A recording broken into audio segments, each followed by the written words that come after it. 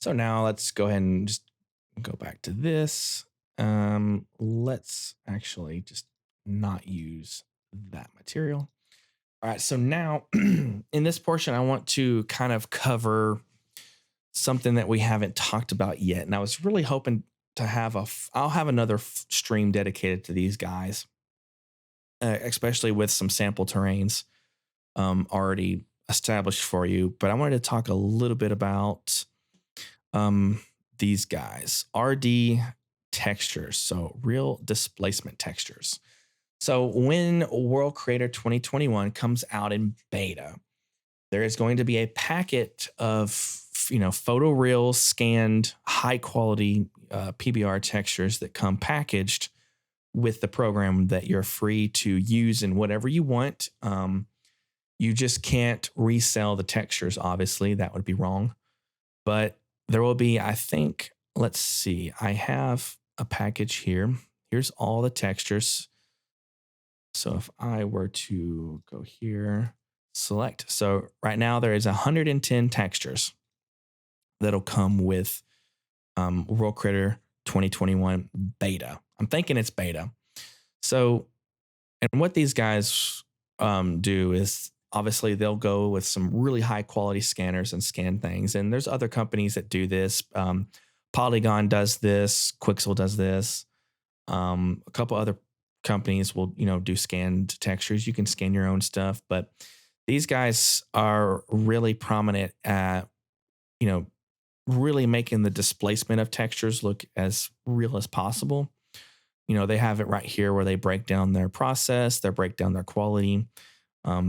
They've started doing objects. So, but what we'll be doing mostly is the actual surface textures for the terrain itself, rock textures, everything and whatnot. So, as a snippet, we can look at, which we'll cover all of this in a dedicated stream to RDTextures, but I just wanted to point them out of what we'll be doing. And we could actually go ahead and use some of these textures within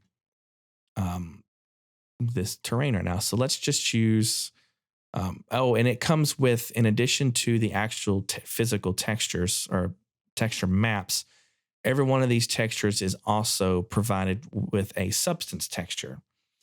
They're in negotiations right now to allow substances or like you for you to be able to use substances within World Creator 2021 as a texture. So over here, all these sliders, there will be another slider set where if you've got a smart material that you've created or that you've gotten out of Substance Designer, then you can, change those sliders, change colors of everything that you want within it's built natively within the application.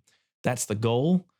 I don't know how far along they are on that, but Adobe seemed pretty interested in partnering with these guys on making a pipeline for that to work in its eventuality.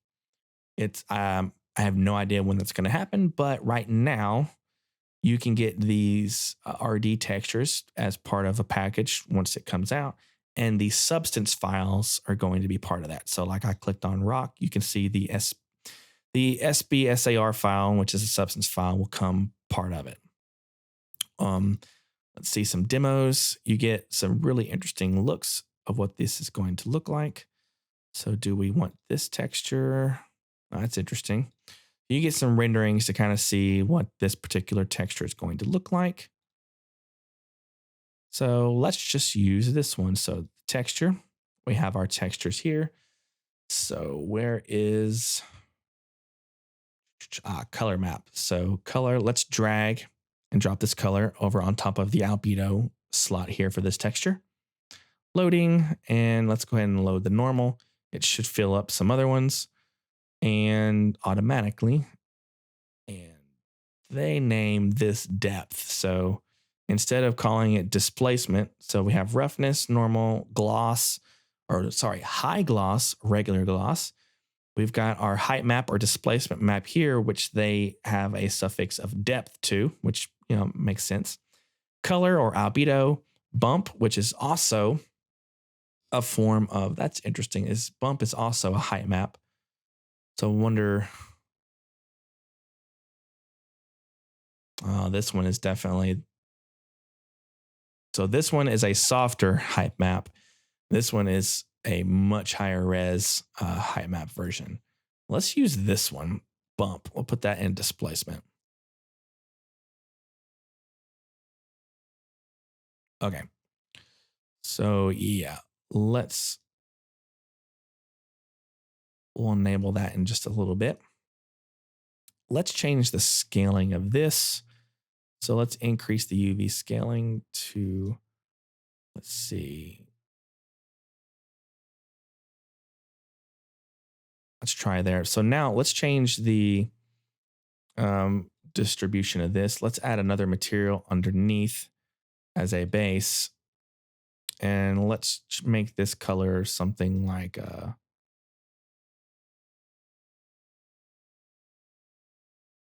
whoops, that's not at all. I clicked on the wrong texture. This texture. All right. We'll get into shading here in a second. So here we go. I accidentally clicked on the wrong doohickey. All right. So if we wanted to change the shading of this color, just change the color. And we can change the shading of the texture is what I mean. Otherwise, if you want the texture to be its most raw color, set the color here for the texture to be perfectly white. Incidentally, Game Dev 4K on YouTube has a good video on virtual height field mesh stuff. Oh, okay, I'll have to check it out. Always open to watch other things, check out new stuff. So Game Dev, I think I might actually follow him. I'll have to check it out. Make sure I do. All right, add distribution for this texture. Let's do cavity. Change the cavity to convex. So what's the top part? Change the step size.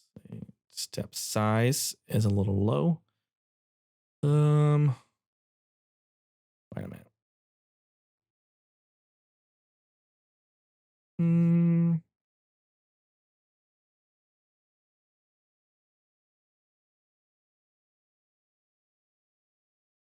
Interesting. So let's do that. Let's double right click to duplicate this and change the step size to be really low for this one. Let's hide this texture. Select the top texture, cavity, and cavity amount.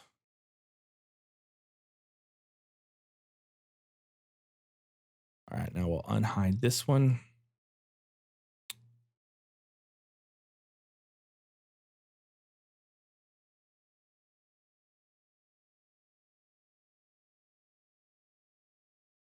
And then we'll add another distribution here. Roughness.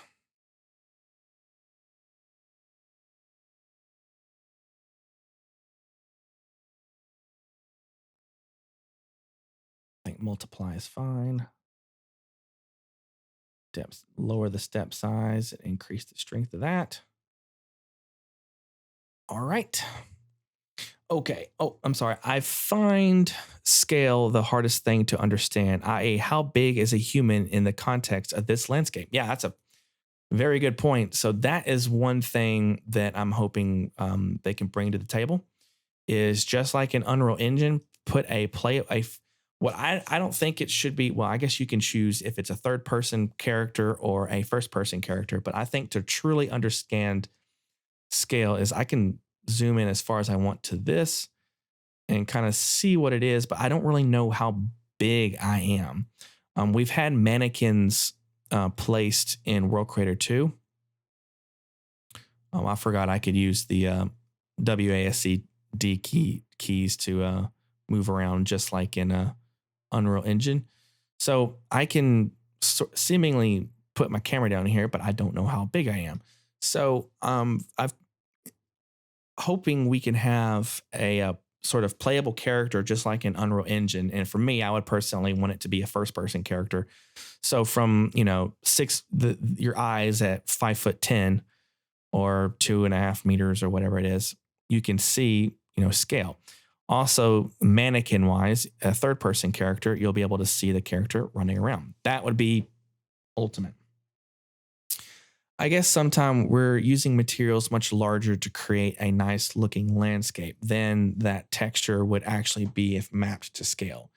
Yeah, so some texture, it is nice to know, like, okay, so with Megascans, for example, all the textures are you already know what the scale of all those textures are because they tell you what that scale is. Most textures are 2 meters by 2 meters, at least from the Megascans library. I don't know what this is, but if I were to presume it was 2 meters by 2 meters, I'm just doing it based off art look. How does this, look compared to other things? At least with Megascans, you already know what the scale of that texture is. And so you can, I guess, kind of judge what it's supposed to be in reality. And game textures, yeah, game textures are also 2 by 2 meters. So that makes a good point. And sometimes like with Polygon, theirs are 3 meters by 3 meters, I think. But if you look, you can get some that are 3 meters by 10 meters or 2 meters by 4 meters, depending on their texture. Let's add another one. And let's go back to RDTextures and let's see. Let's try what sand look like.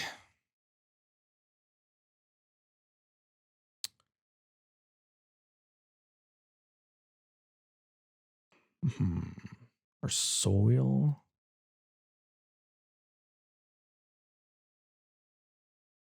I've obviously chosen ooh, that's interesting.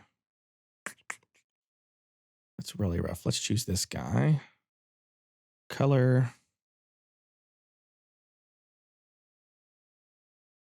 Bump, and let's choose normal here.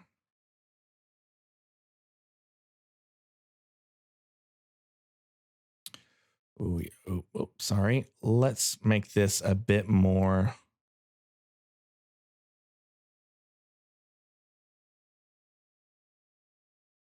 Let's make this color a bit more orangey. Whoopsie daisy. All right, so obviously this scale is really high. So let's say, all right, so let's assume this texture that I have is 2 meters by 2 meters. Hey, good morning, Sniper. Can you add colors to the swatch panel yet? I don't think so. No, I don't believe you can add colors to the swatch panel yet, unfortunately. Now I've lost where that color was.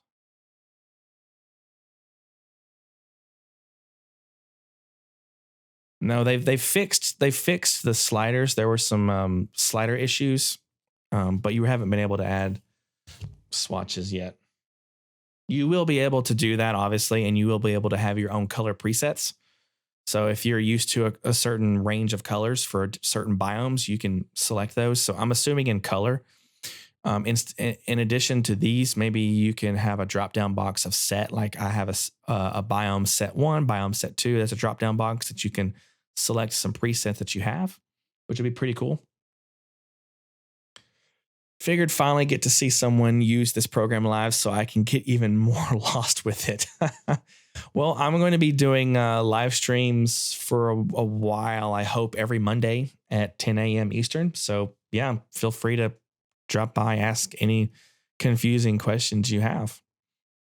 Okay, so real quick. So this texture, let's assume it's 2 meters by 2 meters. And this terrain right now is physically 2,000 meters by 2,000 meters. So presumably UV scaling, if we take UV scaling up to, what is it, 100? This would be the approximate scale, roughly. But let's take this and add a distribution rule. Oh, let's check displacement real quick to see how this is. So let's turn on displacement for this texture. And let's change the height scale. Wow, so that is really hefty. Okay, so that must be for, all right, let's go back to this texture. This time, let's, instead of using bump, let's use depth for the displacement. And then change the height scale now. All right, so that seems more natural. So depth is their actual height map. Bump is similar, but it's added on top of height map to add more granular detail. Another thing we can do is turn off displacement, and we could increase the normal strength. But I think the normal in this is a bit funky. So let's set this back to its default of 1. We don't want to mess with bump too much. I mean, with normal too much unless we really need to. All right, so let's turn off displacement right now until we get our scale correctly, or our location set. I want to add a rule. Let's do slope. And for slope, we want to do the lower slope is fine, but let's increase the top range a bit. Let's duplicate this and then change the slope again to somewhere around right here. Lower the blending strength, and let's darken this one up just a tad. So now that we've got two different ones that are kind of blended together ever so slightly, but I'm going to lower this one so the darker one isn't as prominent. Let's see, this one, top slope is, all right, 41 degrees. This one, let's make the bottom one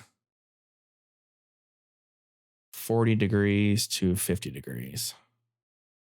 And let's adjust the range of those just a tad. There we go. So it's a tad bit darker, but not too much darker. Oh, my bad. I'm Central Standard Time and don't get to work till 2 p.m. normally, so I can't catch you. That's fine. So just as a heads up, I always record these streams in 4K and I put it on. I'll have it for Patreon users by tomorrow or Wednesday, and next Monday I'll have it on you, or next week I'll have it on YouTube for everyone else. So if you can't catch it, you can either just watch the VOD on Twitch or watch the 4K version of this in the following week. So it's no big deal. Let's add a new material. Go back to RDTextures. Let's do something a little green just for fun. Let's see. Forest road. Let's try forest floor. What do you got? What do you got? No, hold on. Ooh, lava. Hold on a second. There's a lava. Oh, it's lava rocks. Ah, that is interesting. I have an idea. Let's add the lava. Let's add the color here. Normal. And where was depth for displacement? All right, and let's crank its scale up somewhere right there. So we've got lava, but let's change its distribution based off flow. So we're going to fill this up, which does nothing, but it's just a holder for fill. Just basically does what it says. It fills the scene, but we're just using this fill primarily so that I can use some additional effects. We could do it for biome, but I like to add a fill just in case I need to change some things. So fill and then flow.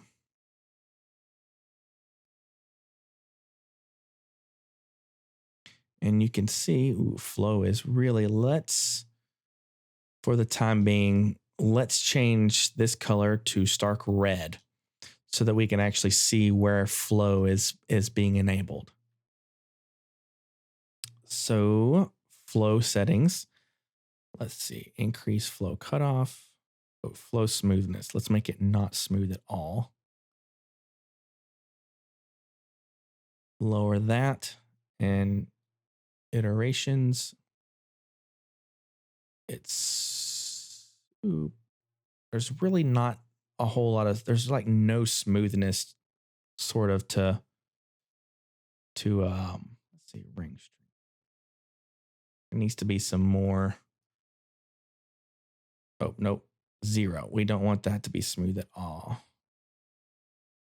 So sharpen that up. Iterations.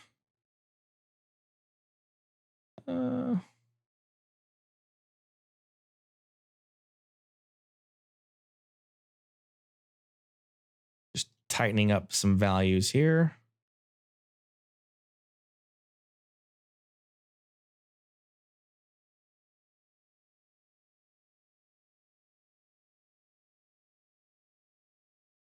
Interesting. Let's see.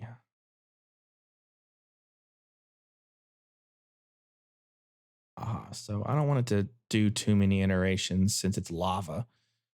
Kind of have to do some really, I think there needs to be a lava filter because the flow settings aren't quite the same as you would imagine. But anyway, let's put that back to its normal. And then also let's do a distortion a little bit. Let's not distortion, sorry. What was it? Noise offset, that's what I wanted. Noise offset, noise strength. So if I do noise offset, it's going to rough up the edges a little bit. So we can do just a smooth amount of this, and we can add another effect on top of this. Oh, another distribution. We'll do a little bit of roughness. Step size, super small. And then maybe we can do this underneath that. I don't know. I kind of like it on top.